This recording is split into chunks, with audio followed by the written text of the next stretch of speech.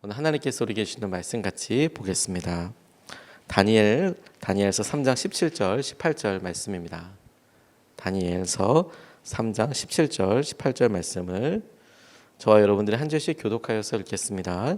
불 속에 던져져도 임금님, 우리를 지키시는 우리 하나님이 우리를 활활 타는 화덕 속에서 구해 주시고 임금님의 손에서도 구해 주실 것입니다. 비록 그렇게 되지 않더라도 우리는 임금님의 신을 섬기지도 않고 임금님이 세우신 금신상에게 절을 하지도 않을 것입니다.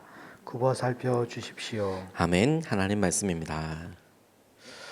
짧은 말씀이지만 오늘 미사랴, 아사랴, 하나냐에게 하나님께서 주신 믿음을 이 딱 두 절에 우리가 아주 강하게 느낄 수 있는 그런 말씀을 오늘 우리가 같이 붙잡고 묵상하고 싶습니다. 느부갓네살 왕 앞에서 이 세 사람의 말이 계속 진행되고 있습니다. 느부갓네살 왕이 했던 말, 다시 말해서 다시 주는 기회를 너희가 붙잡지 않으면 죽게 될 거다라는 말이 여전히 그 말이 이루어지는 것을 이제 보고 있는 위협 앞에 있게 되는데, 그들이 계속 이어서 말을 할 때 그 말 가운데 보여지게 되는 놀라운 믿음을 발견하게 되는데, 그들이 높은 고위직에 있게 되었음에도 불구하고 그 고위직에서 지금 끌려 내려와 오히려 죽을 수 있는 자리에 상황에 직면하게 되어서 지금 왕에게 이야기할 때 억울합니다. 어떻게 이럴 수 있습니까? 이 모략입니다. 이런 얘기가 단 하나도 나오지 않습니다. 그들의 삶의 지표가, 그들의 삶을 스스로 생각할 때 만족하는 기준이 자기가 얻었던 집이나 자기가 얻었던 왕과의 관계가 아니라는 것에 우리가 주목해야 될 필요가 있겠습니다. 그들이 오히려 자기들이 느부갓네살 왕이 세운 신상에 절하지 않은 것으로 인하여서 지금 이 자리에 끌려와 다시 너희들 행동을 해봐라, 이렇게 종용당하고 있을 때 이거는 억울한 것이고, 나는 원래 그런 마음은 없고, 나는 왕에게 그렇게 위협하려고 하는 마음이 없다, 이런 얘기가 전혀 없이 우리가 그렇게 하는 이유는 우리 하나님 때문입니다 라고 이야기하는 말은 실제로 그들을 모략하고 그들에게 어떤 위해를 가하려고 하는 사람들의 말을 그대로 침묵으로 인정한 셈이나 마찬가지가 되어버립니다. 우리가 그렇게 한 이유는 하나님 때문입니다 라고 이야기하는 것에서 그들의 마음의 중심을 보게 되죠. 뿐만 아니라 왕이 지금 두려움을 주는 수단으로 쓰고 있는 풀무불 앞에서, 불 앞에서 그들이 그것을 보고도 자신의 생각과 믿음을 이야기하고 있는데, 이것을 통해서 우리가 오늘 믿음에 대해서 이렇게 같이 기도하고 우리의 것으로 같이 취하고 싶습니다. 첫 번째로 우리가 주목하고 이 믿음의 특징으로 우리에게도 그렇게 있기를 바라고 기도하고 싶은 것은 상황을 넘어서는 믿음에 대해서 우리가 주목하고 싶습니다. 상황에 따라서, 형편에 따라서 좌지우지되는 게 아니라 상황을 넘어서고 우리의 상황을 오히려 뛰어넘는 고백이 있는 것에 우리도 그렇게 믿음을 주시고 고백을 달라고 그렇게 기도하고 싶습니다. 17절 말씀을 보면, 불 속에 던져져도 임금님, 우리를 지키시는 우리 하나님이 우리를 활활 타는 화덕 속에서 구해 주시고 임금님의 손에서도 구해 주실 것입니다. 불 속에 던져져도 임금님, 우리를 지키시는 우리 하나님이 우리를 활활 타는 화덕 속에서 구해 주시고 임금님의 손에서도 구해 주실 것입니다. 이렇게 이야기합니다. 믿음이 상황을 넘어섭니다. 믿음은 상황을 넘어섭니다. 어느 상황에서 내가 넘어지고 흔들리지 않고 온전한 믿음을 보이는데, 불이 보이지 않아서도 아닙니다. 불에 들어가면 아프지 않을 거라고 생각하는 것도 아니고 죽지 않을 거라고 생각하는 것도 아닙니다. 다만 그들이 보기에 눈앞에 있는 불보다 더 분명한 하나님의 존재, 하나님의 임재, 하나님의 약속이 그들에게 실제이기 때문에 그렇습니다. 믿음은 앞에 있는 두려움을 깔보는 게 아닙니다. 불이 안 아플 거야, 내가 불에 들어가도 안 죽을 거야, 이런 것의 믿음이 아니라 그렇게 들어가더라도 함께 하시는 하나님을 더 분명히 바라보는 거예요. 의지하는 거예요. 느껴지는 겁니다. 그래서 불 속에 들어가도 구해 주실 거고, 그리고 왕 앞에서도 구해 주실 것이라고 이야기하는 겁니다. 믿음은 철저히 우선순위, 무엇을 더 의지하는가, 무엇이 내 삶에 더 중요한가를 드러내는 통로예요. 우리가 믿음을 가졌다는 것은 이 앞에 있는 상황보다도 내가 하나님을 더 의지하겠다, 하나님이 내게 더 크신 분이다라고 말하는 것과 똑같습니다. 믿음은 내 앞에 있는 관계에서 나를 어렵게 하는 이 골리앗과도 같은 사람보다 하나님이 더 위대하신 분이시라는 것을 믿고 의지하는 것을 말해요. 우리가 어떤 상황에서든 믿는다는 것은 내게 고통이 되고 어려움이 되는 그것보다 하나님이 더 놀라우신 분이시라고 고백하는 것이라는 의미입니다. 바벨론의 나라가 전쟁에서 패배했습니다. 자기들은 전쟁 포로이고 그 포로로 잡혀가서 교육도 받았고 교육을 받은 사람으로서 나름 성공도 했습니다. 그런데 그 기회가 어떤 사람은 내가 이렇게까지 살아남았는데 얼마나 소중한가. 이거 놓치면 안 돼. 내가 개 중에 지금 이거 얻어서 지금 이게 내 삶의 마지막 막차다. 이런 생각으로 그거 붙잡고 오히려 그래서 전에 믿음이 작을 때보다 더 아주 안타까운 모습으로 변화되는 사람도 있는데 그게 아니라 우선순위 자신의 마음의 중심을 잃지 않아요. 하나냐와 미사엘과 아사랴 가운데 하나님을 향한 중심을 잃지 않습니다. 이것이 우리에게 도전이 된다고 싶어요. 너는 상황대로 살아갈 것이냐? 너는 여태까지 얼마나 오랫동안 고난과 어려움을 당했느냐? 그 기간과 사람들이 이야기하는 평가와 그리고 우리가 계속 우리 마음속에서 무너질 때 이야기하는 거기에 매어서 살 것인가? 아니면 전능하신 하나님, 오늘도 우리 가운데 강권하여서 이끄신 하나님을 붙잡고 살 것인가? 우리의 믿음의 중심을 주님 앞에 두었으면 좋겠습니다. 말씀이 들리는 그 한 사람이라는 책에 김양재 목사님이 자신의 이야기를 자신의 간증을 이렇게 적어 주셨더라고요. 그 책에 보니까 본인의 건강에 대해서 이렇게 고백을 하시는데 저에게 참 울림이 있었습니다. 이분이 이렇게 써놓으셨어요. 믿으면 능력과 축복이 나타나기 시작합니다. 우리가 믿지 않는다면 복음의 능력과 축복은 우리와 아무 관련이 없습니다. 그리고 이 목사님의 경우, 제 경우 잘 믿지 않으니까 암이 계속 재발되는 것입니다. 이 김양재 목사님이 암 관련돼서 그래서 저는 자문해 보았습니다. 네가 진정 믿느냐라고 말입니다. 1시간 정도 곰곰이 생각해 보니 저에게 문제가 있었습니다. 제 마음속에는 6회나 6회나 암이 재발했다는 상처가 자리를 잡고 있었던 것입니다. 저는 암이 재발하면 수술을 받아야 하고 독한 약을 먹어야 한다는 생각에 사로잡혀 있었습니다. 그러다 보니 어느덧 질병의 노예로 살고 있었습니다. 본인이 이렇게 그 책에서 고백을 해 놓으셨더라고요. 자기가 암에 걸려서 그런 항암 과정이나 이런 일을 하다 보니까 참 고백하기 어려움에도 불구하고 내 마음의 연약함이 어디에 가 있나 점검해 보니 내가 6번이나 믿음으로 고백했는데 또 무너지고 또 안 되고 또 수술하고 또 독한 약을 먹고 그러다 보니 내 마음이 하나님보다 믿음으로 더 하나님으로 향한 믿음으로 무장되어 있는 것보다 이 병이 내게 되게 커 보이고 내가 실패한 사람처럼 보이고 이런 걸 솔직히 본인이 이렇게 고백해 놓으셨더라고요. 믿음의 핵심과 중심은 우리가 온전히 주님을 신뢰하는 데서 옵니다. 이렇게 용기를 낼 수 있는 것은 하나님을 분명히 바라보기 때문에 그래요. 우리에게 허락하신 것, 우리 다니엘의 세 친구들 같은 경우에 지위, 새로운 기회, 왕과의 관계 이런 모든 것들이 바벨론에 사는 모든 사람들이 꿈꾸어 맞이하는 것이고 그리고 그것이 가지고 있는 힘, 그것이 가지고 있는 편리함 이런 것들도 잘 알 거고 이미 경험해 봤으니까 그럼에도 불구하고 이렇게 허락하신 것에 매이지 않고 이 일을 허락하신 분, 곧 하나님을 의지하는 것은 참으로 지혜로운 결단이라고 믿습니다. 두 번째로 주목하고 싶은 것은 그들의 삶에서 상황을 넘어서는 믿음뿐만 아니라 그들에게 믿음을 가만 보게 되는데 믿음은 결과로 평가될 수 없다는 거예요. 우리가 어떤 일 앞에 믿음으로 반응을 했습니다. 상황이 아니라 하나님 나와 함께 하시지. 그래서 그 일에 믿음으로 반응을 했어요. 그런데 우리의 시선에 보이는 결과들이 있습니다. 그런데 그 결과에 따라서 믿음이 성공이다, 성공이지 않다. 혹은 이 믿음이 좋은 믿음이다, 좋지 않은 믿음이다. 이렇게 평가할 수 없습니다. 믿음은 그것 자체로 너무 놀라운 열매이고 너무도 놀라운 하나님을 향한 기쁨의 향연, 잔치 자체예요. 믿음은 결과로 평가할 수 없습니다.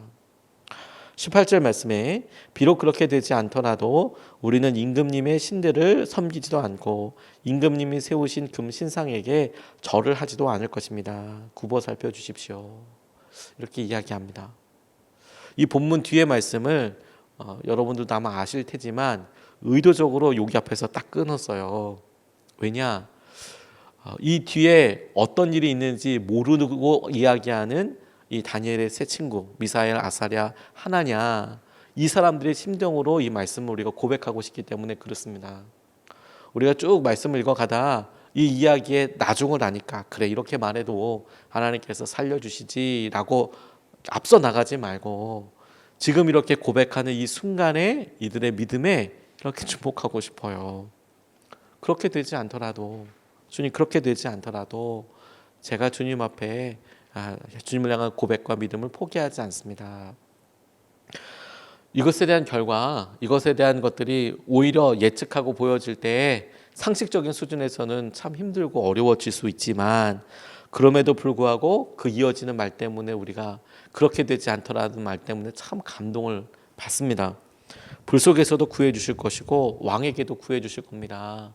그런데 그렇게 되지 않더라도 하나님을 향한 신뢰와 마음을 굽히지는 않겠습니다. 믿음을 우리가 원하는 것을 우리가 원하는 과정과 원하는 타이밍, 주님 이때입니다. 이때 지금 허락해 주셔야 됩니다.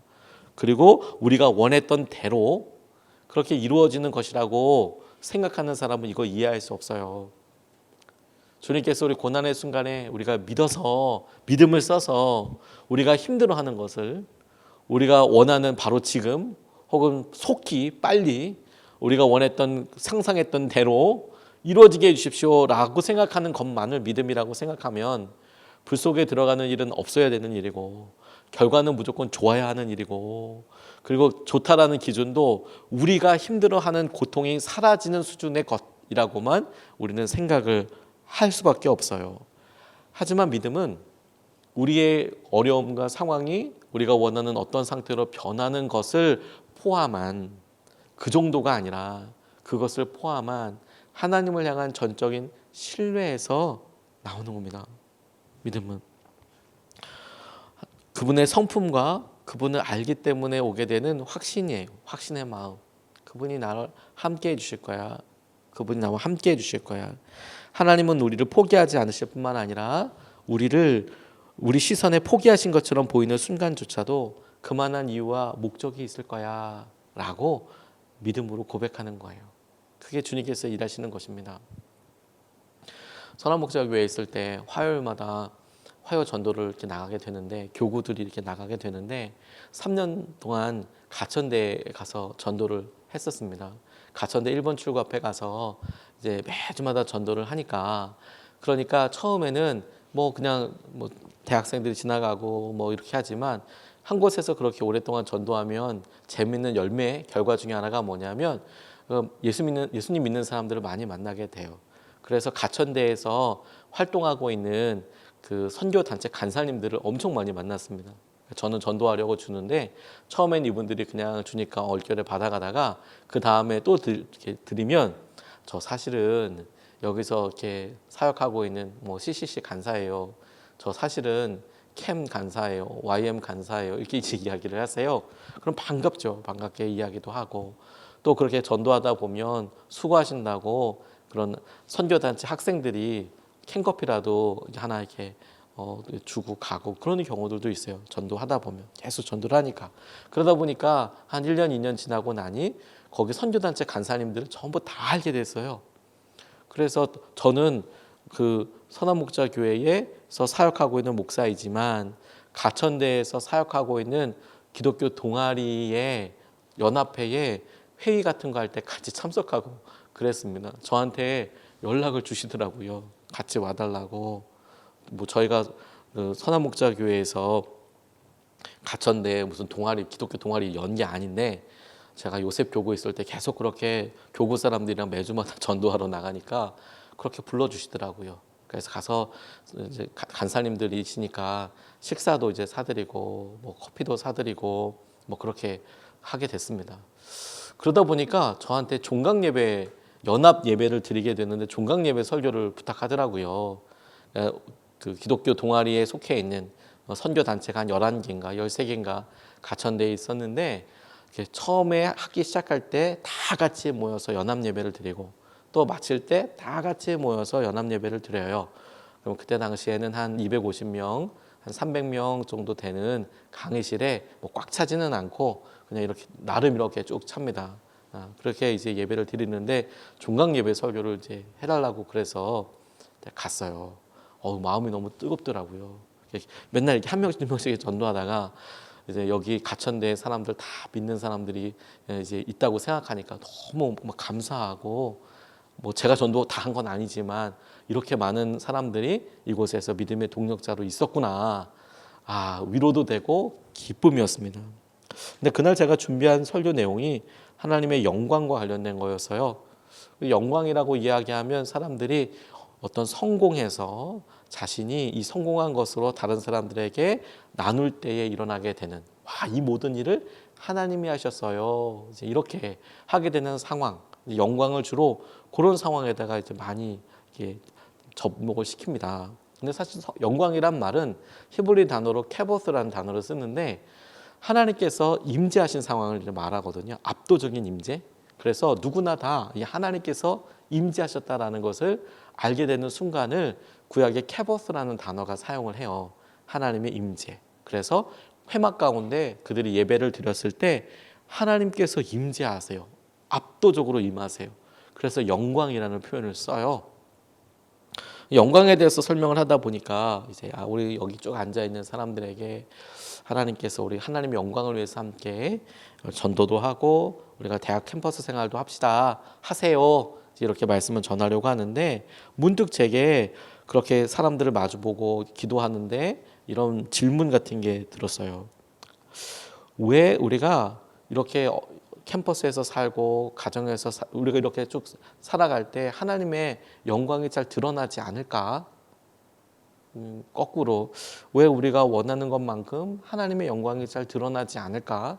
이런 질문을 뜬금없이 하게 됐는데 그런데 주님이 제게 그 설교를 준비하고 그 단에서 준비하고 이럴 때 제게 이런 마음을 주셨어요. 여기 앉아있는 많은 사람들 가운데 청년들 가운데 다들 이 청년들이 꿈꾸고 있는 것은 졸업을 하고 자기가 원하는 직장에 들어가고 그리고 그 직장에서 나름 성공하고 인정받고 부모님들에게도 자랑스러운 자녀들이 되고 이제 그런 거를 꿈꾸고 있다. 근데 그건 지극히 당연한 거 아닙니까? 대학 생활을 하고 졸업을 하고 좋은 직장을 들어가고 그냥 그게 뭐 특별할 것도 아니고 당연히 원하고 크리스천이고 당연한 일이죠. 근데 그럼에도 불구하고 주님께서 제게 어떤 생각을 주셨냐면 주님의 영광은 어느 순간에나 다 드러나죠. 어느 순간에나 다 드러나는데 그런데 우리가 성공했을 때 우리가 우리의 뜻을 이루었을 때 우리가 뜻대로 이루어져서 다른 사람들에게 말할 만할 때에 그때만 하나님의 영광이라는 말을 떠올리고 하나님께서 그렇게 일하신다고만 생각을 한다는 거예요. 실제로 저는 그 학교 출신의 참 귀한 청년 한 명을 알고 있었거든요. 젊은이 교회 때 가천대 출신의 그렇게 열심히 공부해서 인턴으로 직장에 들어갔다가 술 안 먹는 것 때문에 인턴에서 보통은 다 재계약으로 넘어가는데 정사원으로 넘어가는데 떨궈난 친구가 있었어요. 회식 때 이제 본인이 술을 먹지 않는다라고 이야기를 하고 그리고 그런 이야기들 때문에 여러 불이익도 당한다고 기도 같이 하자고 얘기도 하고 살려고 몸부림을 쳐본 거죠. 물론 이제 직장의 입장에서는 비단 술 문제뿐만은 아니었을 거라고 생각이 들기도 하지만 그럼에도 불구하고 그게 가장 큰 문제였어요. 근데 저는 그 친구 보니까 너무 좋던데요. 하나님께서 어떤 일을 하실지 기대도 되고 그래서 하나님께서 주실 것에 대해서 정말 간절히 축복하게 되고 그런 마음이 생겼었거든요. 그리고 이 청년들 보니까 모두가 다 성공을 통해서만 하나님의 영광이 드러난다고 생각한다는 것에 대해서 제게 깨닫게 해주시고 하나님의 영광은 어려울 때에도 드러나게 된다고 오히려 어려울 때 우리가 누구를 붙잡고 있는지 우리가 이런 절체절명의 순간에 누구를 의지하고 있는지를 통해서 하나님의 영광이 더 분명하게 드러나게 된다고. 그 짧은 순간에 그 설교하러 나가기 전에 하나님께서 제게 명확하게 마음을 이렇게 주셨어요. 청년들한테 그렇게 전해라, 이야기해 주어라. 그래서 함께 나눴던 그런 적이 있었어요. 여러분, 우리가 우리 뜻대로 되지 않을 수 있어요. 그리고 우리가 졸업하면 만만치 않을 수도 있어요.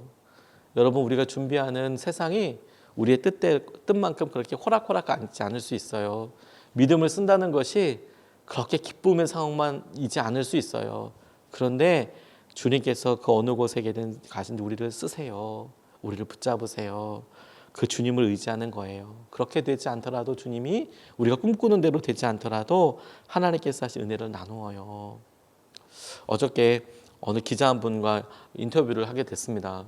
인터뷰를 이렇게 나누면서 이제 저희 교회의 개척과 그리고 저희 교회가 코로나 어떻게 이제 넘어서고 있는지 막 그 인터넷을 통해서 보고 이렇게 오셨나 봐요. 그래서 어제 약속을 잡고 이제 인터뷰를 진행하는 과정 가운데 인터뷰를 놓고 하는데 마침 제가 원고 같은 걸 하나 쓰고 있어서 이 코로나 시기에 가만히 기도하다가 주님이 덜컥 알려주신 것이 와, 지금 코로나나 어려운 상황들이 주님께서 교회와 믿는 사람들에게 열매를 맺고 계신 시간이구나라는 것이 깨달아지더라고요. 참 어렵고 힘든 시간이어서 그리고 이후에 어떻게 진행될지 모르거나 혹은 점점 더 나빠질 거라는 생각이 들기 때문에 오는 불안함이 있는데 거꾸로 가만 생각해 보니까 사랑과 희락과 자비와 오래 참음과 자비와 양선과 충성과 온유와 절제, 이 성령의 열매는 눈에 보이지 않는 경우도 대부분일 뿐더러 가만 보니 교회가 오래 참고 있더라고요. 그리고 오래 참고 있는 것은 결과가 어떻게 나타나는 것과 상관없이 이미 주님 앞에 열매더라고요. 교회의 상황이 나중에 어떻게 된다라는 결과를 떠나서 아직 우리는 결과를 맞이하고 있지 않잖아요. 1년의 시간을 가만 보니까 1년 동안 우리가 주님을 의지해서 믿음으로 인내하고 감내했던 것을 하나님 보시기에는 의미 없는 시간이라고 여기지 않고 이것을 오래 참음의 열매라고 여기시겠구나. 그래서 굉장히 감사하더라고요. 쓸데없는 것이었구나. 그래서 우리가 확신할 수 있어요. 믿음은 항상 승리할 수밖에 없습니다. 왜냐하면 결과와 상관없이 주님께서 우리 가운데 주시는 고백만으로도 이미 충분하니까요. 결과에 따라서 믿음이 평가된다면 예수님은 형편없는 실패자일 수밖에 없고 순교했던 사람들은 세상에 그렇게 불쌍한 사람이 없어요. 그런데 주님께서 믿음을 보시고 그 믿음에 대한 고백과 반응을 온전히 받으신 분이시기 때문에 십자가는 놀라운 능력이고 그 믿음 때문에 죽어간 많은 선교사님들, 순교자들은 하나님의 자랑 아니겠습니까? 오늘 우리에게 그와 같은 은혜와 마음이 함께하는 것을 우리가 믿습니다. 두 가지 말씀을 같이 나눴어요. 첫 번째, 상황을 넘어서는 믿음. 보이는 대로 생각하지 않고 보이는 것대로 우리가 함부로 말하지 않겠습니다. 두 번째, 믿음은 결과로 평가될 수 없어요.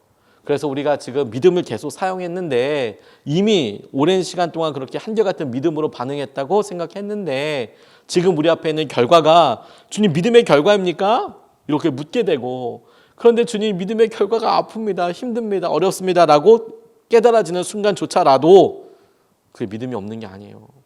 오히려 더 놀라운 믿음이 그 가운데 있죠. 그렇게 되지 않더라도 주님이 우리 가운데 함께 하시기 때문에 이것을 붙잡고 두 번 나눠서 같이 기도하겠습니다.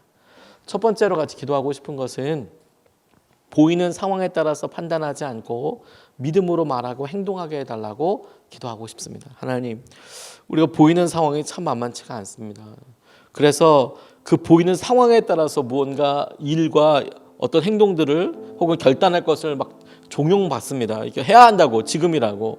근데 주님, 우리 그런 순간들마다 상황 때문에 판단하지 않고 믿음으로 말하고 행동하게 해주십시오. 우리 삶에 믿음으로 준비하게 하여 주십시오. 믿음으로 나아가게 하여 주십시오. 우리가 첫 번째로 같이 함께 기도하겠습니다.